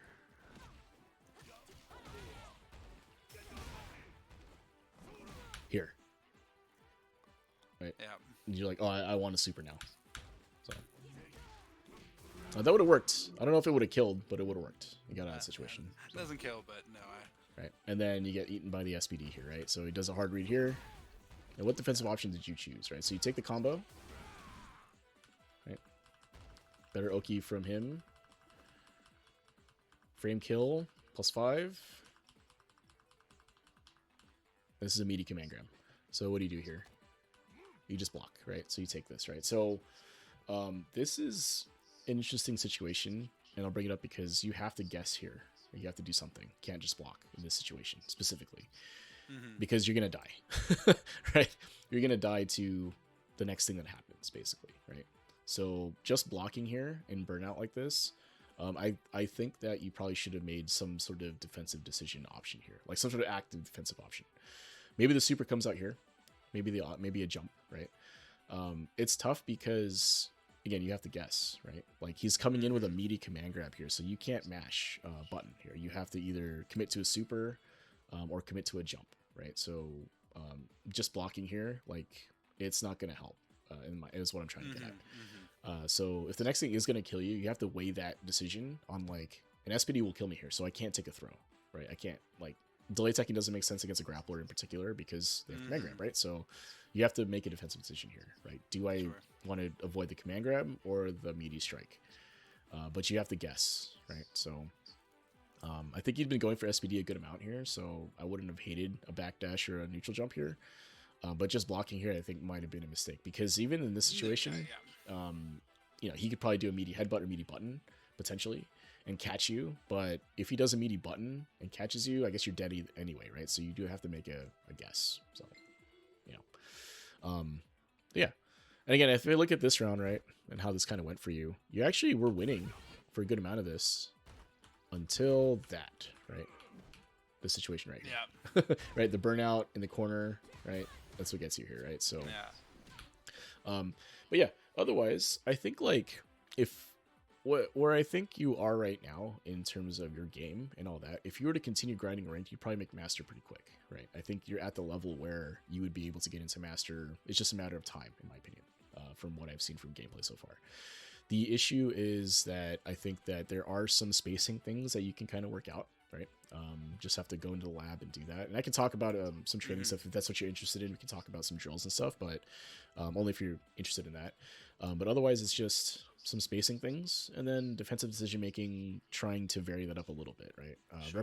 Represents reversals a little more often, not too much. I think your blocking is mostly good, but yeah, just that's really what it comes down to. Because a lot of times in defense, it really is rock paper scissors, right? There's not really like a correct way to play Oki, right? And even if you look at like Punk, right? Like he says, there's no way you can guess against these random people that are playing the game, right? No way. So anyway, sorry, you were just gonna say something. Well, stupid Jerry. I was like, it feels like rock paper scissors shoot. Like shoot is an element of it when you're the one on defense. Yeah, it's rock paper scissors lizard Spock or whatever, right? It's actually closer to that, right? Or whatever the 30 rock, RPS. Paper, scissors, gun, maybe. Yeah. But that's what I mean, though, is that on defense, and you kind of hit the nail on the head earlier. I think that kind of was the moment for you where it's like, I can't beat everything, so why don't I just pick the things that I want to beat and try to beat them? Like, do that. Let the cookie crumble and go with that, right? Believe your read, like you were saying. I think that's probably what it is. But I think like in terms of immediate actionable things would just be the spacing thing, right? So did you want to look at something to help with that, or is that interesting to you at all? Or please, by all means. I am here to learn. I am here to get better. All right, let's take a quick look at this, and hopefully this will be something you don't need to spend a ton of time on this. It's just something you might do maybe before a ranked session or something, where you're just like, oh, let me try to warm up a little bit and see what it is. So let me just change this.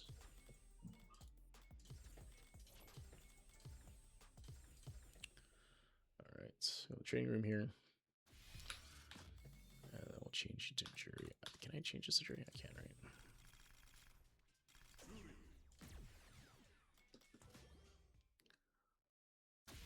Oh, and then I set her to that. Let's not do that. All right.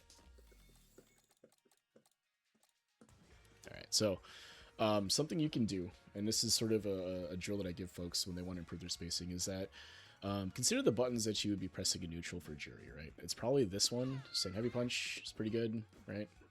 Press this a lot. The stand medium kick is pretty good. And then this one, right? Probably the ones you're going to press the most in neutral. Like jabs and this type of thing are kind of close and fast, right? So you're probably not going to be pressing these in neutral as much. These are more like up close pressure buttons. Similar for like the stand medium punch and the crouching medium punch. Oh, this is pretty good too for like driver's checks, but it's not. You're not really going to be with like, not really going to be poking with this button, I guess is what I want to say. It's more likely you're going to try to poke with this, right? Right. Maybe this. This is a little slow. This is more like a punish counter, a hard read type button. But you can poke with this, I guess. It's a little slow though. But these are buttons. Like, let's just simplify it to like those three options, right? So this one, and this one, right? Just for now. I mean, to simplify this. So the idea behind this is to try to get it so that you land this button at the tip of the range. Now, I'm not a Juri player, so I can't do this quite well, but if I were to stand about here, right, would this stand heavy punch hit or not? Probably, right?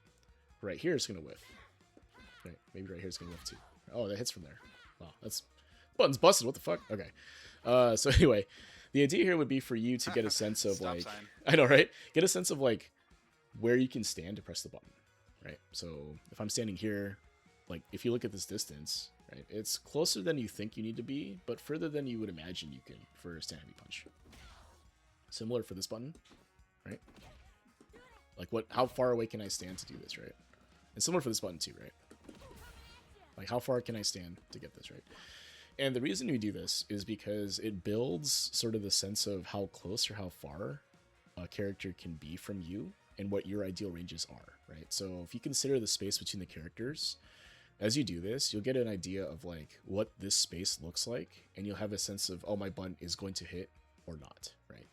And because of that sense, you're going to whiff less in neutral, right? That's the goal, is to whiff less. So the first step of this drill is to stand at a static space, right? Like, okay, I'm going to stand here and I think it's going to hit. Great, perfect. And I do this over and over again until I have a sense of that. Maybe you spend a few minutes on that. The next level is for you to walk into the space and then hit it, right? So how far can I walk before I have to press the button? You know, for Juri, obviously she has the forward thing, right? So, right, can I walk into the space and not whiff, right? Right, move back and forth, like this would be what you would do in neutral, right?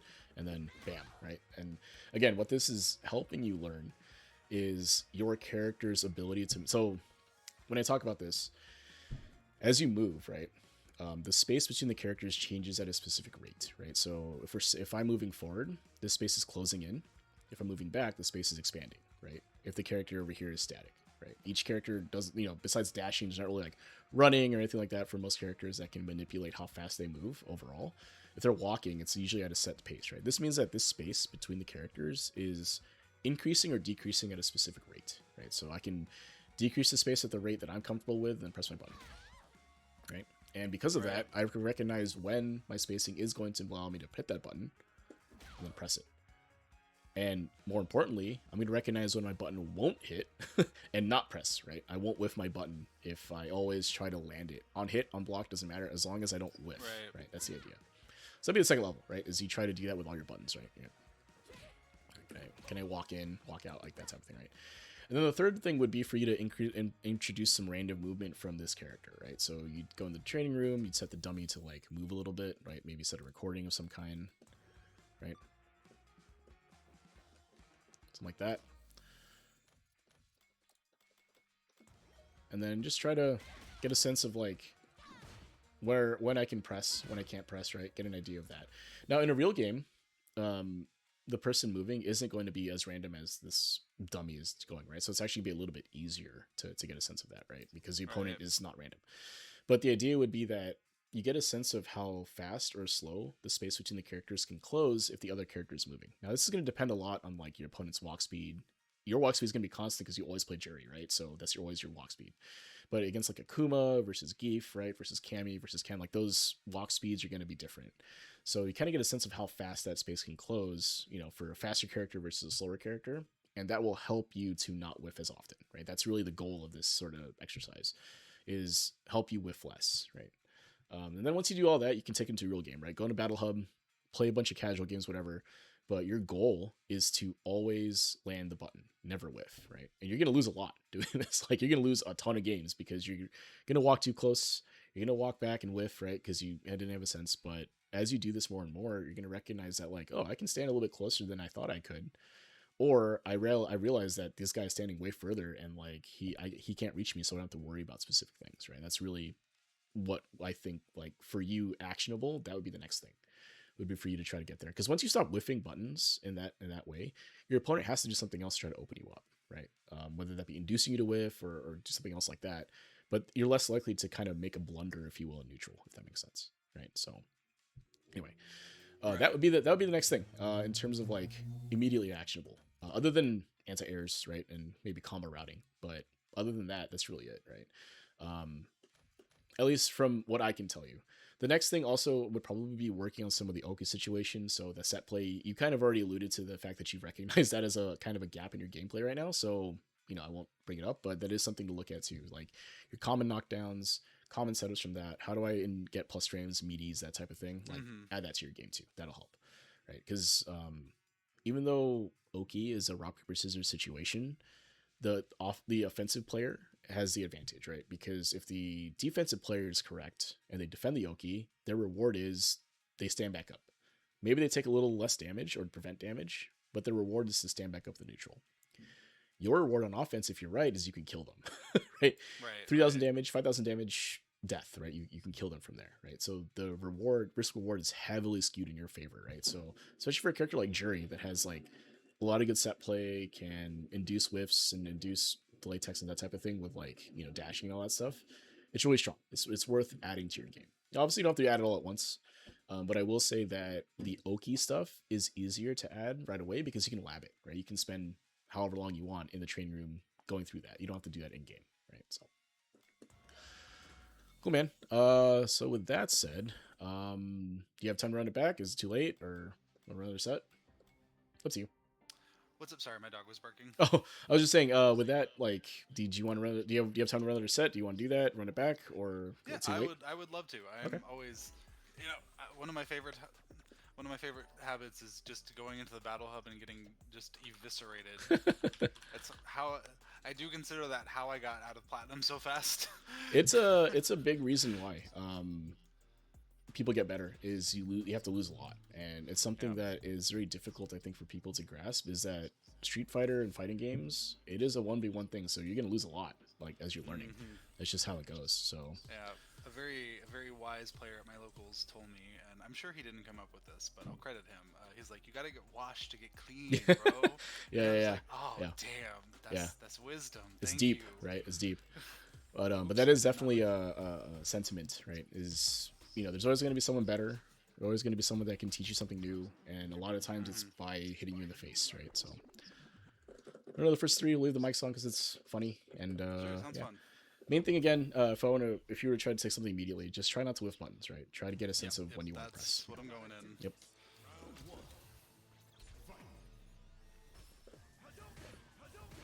I'm all nervous now. Holy shit. It's like, oh man, I'm trying to do something intentional. It's hard. Nice.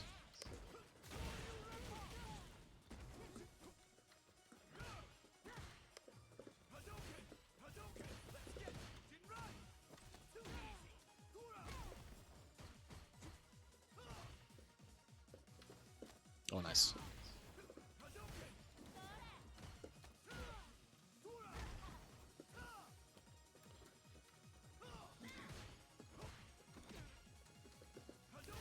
I,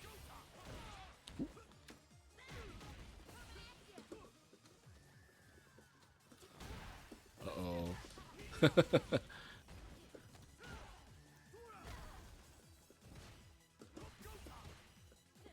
ah. The dreaded shimmy. Mm-hmm.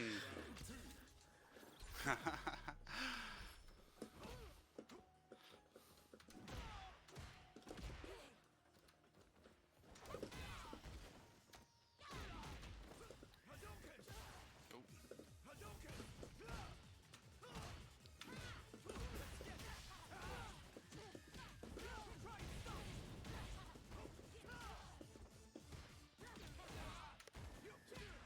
Nice.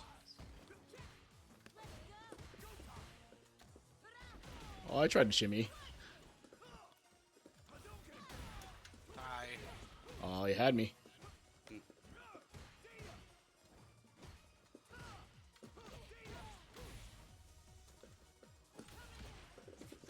Oh, you checked on the drive rush. That's unfortunate. Aye, aye, aye. But you're doing a much better job though in this game. Like I think you probably are sensing it now. Is that I'm not able to just open you up the same way. Like I have to kind of actually play a little bit more focused on the footsies. Yeah. Yeah, and there's so much truth to this. You get. Oh, I'm just being walked the fuck back right now. Trying to talk.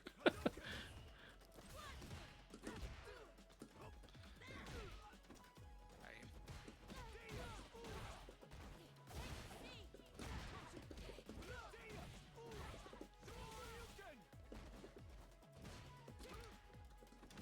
Oh, nice. Good DP.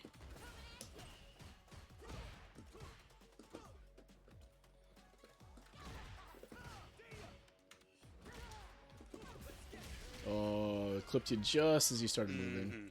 Yep, yep, yep. Ugh.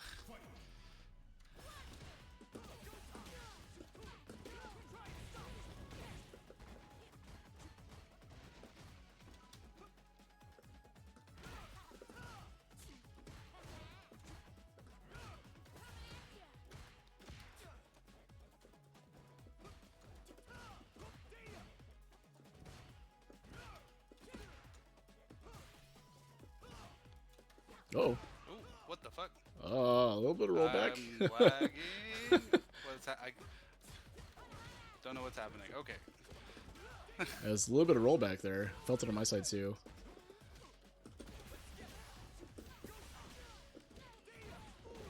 Ah!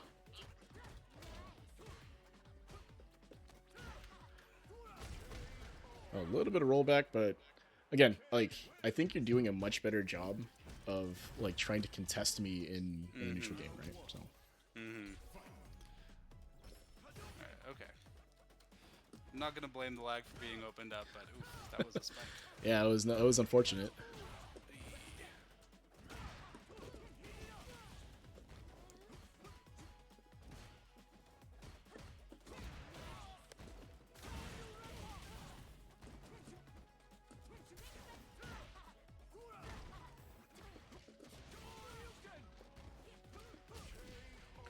Ooh, got counter hit there. I guess maybe trying to wake up with something. I thought you were gonna shimmy me. You've been doing that Okay. a lot. Yeah, went for a wake up button. That does beat Shimmy, so.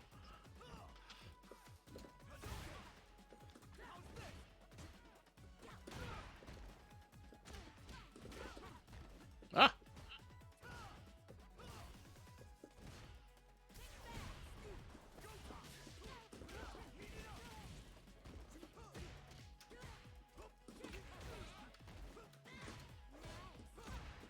Ah!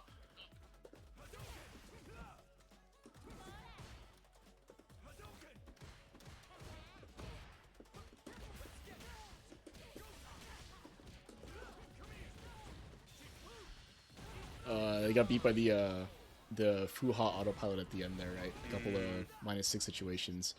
But I think, and I'm pretty sure you recognize it to be. I know it's really hard to do this right away and like continue to do all the other stuff you're supposed to be doing in game. But I'm pretty sure you noticed that I had to like change what I was doing to beat you there, right? Like you were contesting me a lot more in the neutral game in that space, right? And Right. that's like the key to getting better, I think, for a lot of players at where you're at. At least once you like, if you're going to a local now, like it's a little different because it sounds like you go to locals, right? So when you go there, you're not playing a ranked guy. You're playing potentially the best player at your local, potentially some other guy that's in like high master, whatever, right? And like the style that we're talking about here is going to be more consistent against those high level players, right? You'll have a chance to stay in it. Now, of course, once you score the knockdown, you have to do the Oki and all that stuff, but you don't get to do that unless you win the neutral interaction. So, but yeah, man. So that was actually really impressive. I'm not gonna lie to you that you're able to take that piece and just kind of implement it. Now, of course, everything else kind of goes out the window because you're focused on one thing. But you saw how much more effective you were in that game and those games versus if you look at the previous games we're looking at, right? So Sure. cool, man. So with that, I don't really have anything else for you. Do you have any other questions or comments before we wrap up? No, this was awesome. I really appreciate the opportunity to just do this. I love talking critically about this kind of thing. You know, I long for like a Street Fighter study group, genuinely of some kind, but it's just not something I've found yet. And so, talking about data, talking about this kind of thing, kind of trickles in over the years. But actually, sitting down for a session of coaching, I think is just so cool. So thank you for Yeah, that. So for so sure, much. for sure. I mean, it's definitely like I said, it's your first fighting game, right? So it's real. A lot of the concepts I'm talking about here are kind of like they're higher level concepts that if you never sat down and you just like always just went into the arcade, put your quarter in, it take a long time to get to there, right? So, being able to talk through it, I think it helps a ton. So yeah, super good work today, man. Good stuff. Cool, man. So yeah, I think that I guess that'd be it. I'm just gonna sign off on stream here, and the VOD will be up in a day or two once I convert it for YouTube. So Oh, awesome. Hey, thank you so much, Juzzy. yeah, I man. really appreciate your time. Yeah, man. Yeah, been great. Have a good one. Yeah, you too. Bye bye. All right. Thanks for watching, everybody. Sit down and shut up. Yeah, I didn't get a chance to react to chat there, but Telegrace was right in that when I baited the whatchamacallit, when I did the drive rush and baited the super, it was definitely like trying to beat the light tech, right? Matthew, appreciate you as always. Thanks for tuning in. I know it's actually it should be early for you, right? Like it's a weird time anyway. Thanks for coming in. Thanks for hanging out. Appreciate you as always. This run this through Fight Rise. So Fight Rise is a fighting game community focused on Street Fighter 6 for the most part. They run bi-weekly events through their One Fight Stand series. They're on break right now for the holiday. but it is a 7-round Swiss, and it is somewhat rank separated. I think there's an upper and lower bracket. They do it every other Tuesday. So if that's something interesting to you, join the Discords here. So let me put this in 6:30. Yeah, figured it was kind of an odd early time for you, right? So, but I appreciate you tuning in. That said, so if that type of event is interesting to you, go ahead and take a look at the fightrise.com/discord. Take a look at Discord. Feel free to join. Again, they'll start that back up soon. The TOs are obviously on holiday break because it's December, right? So whatever. But when that comes back in, it's a good time. You get 7 rounds, which is more than most locals that are double elimination. So you actually get full 7 rounds of gaming, so it's fun. They also do community showcase events for their Urge to Fight series. There is one coming up on Saturday for Wreck the Halls 3. I think it's 3 anyway, which is basically a charity stream. So there's a bunch of cool things to try to acquire, if you will. So, they have giveaways and things of that nature. And I'll be playing in that, actually, representing the West Coast team of NA for that, right? So if that's interesting to you, take a look at twitch.tv/FightRiseFGC on Saturday. If you are looking at the event itself, you can join the FightRise Discord. Take a look under events, and you'll see it there. Again, they also do community showcase events, the same series, right? So players in the community that have been doing well, they get to be showcased in exhibition matches. It's a lot of fun. You can stream commentary. I do commentary for them every so often, so it's a lot of fun. It's a good time. And if you're interested in coaching, like a session like this for yourself, please take a look at fightrise.com/discord. Join the Discord. Take a look at Level Up. There's a channel called Sit Down and Shut Up that I monitor for the coaching. Take a look at the pinned messages to see how you can get a session like this for yourself. So you see all the work that I do here. It's been great. I also am part of the Newbie Fight Club. So Newbie Fight Club is another fighting game community focused on getting newer players into the game. So if you are new to fighting games and want sort of casual matches, Newbie Fight Club is where to be.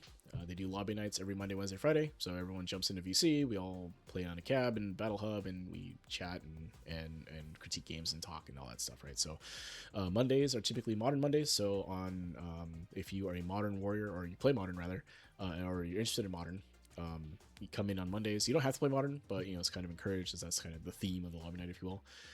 So that's on Mondays. Wednesdays are their newbie lobby night. So if you're new to the game and want to get casual matches, that's the night to show up. And then on Fridays is usually more of a relaxed sort of open rules lobby, so no rank restrictions or anything like that. People just play. Sometimes they do events like King of the Hill type stuff, right? Like old school arcade situations. It's a lot of fun. They also do tournaments. I think it's Swiss. They might do double elimination as well on Sundays. I think it's Sundays now. They do those events. So if you're interested in any of those things, take a look at Newbie Fight Club Discord. The link is there. Take a look at events and see when they are. I will mention they also do a Modern only tournament. So like I was saying earlier, if you are a Modern warrior and want to fight other Modern warriors in a Modern only tournament, take a look at that. A lot of high level Modern players play for that. It's a lot of fun to watch and see. So if that's something interesting to you, again, join the other Discords. I'm very active in both of these. So if you have any questions for me, you want to get games with me, whatever, talk to me, reach out to me on those Discords. And yeah, we'll chat. Again, appreciate you guys watching. Thank you guys so much for your follows, your chats, your messages, all that stuff. I really do appreciate it. I know I don't respond all the way or respond right away a lot of the time, but I try my best. And thank you guys for watching, and have a good night or morning, as it may be for in case of Matthew.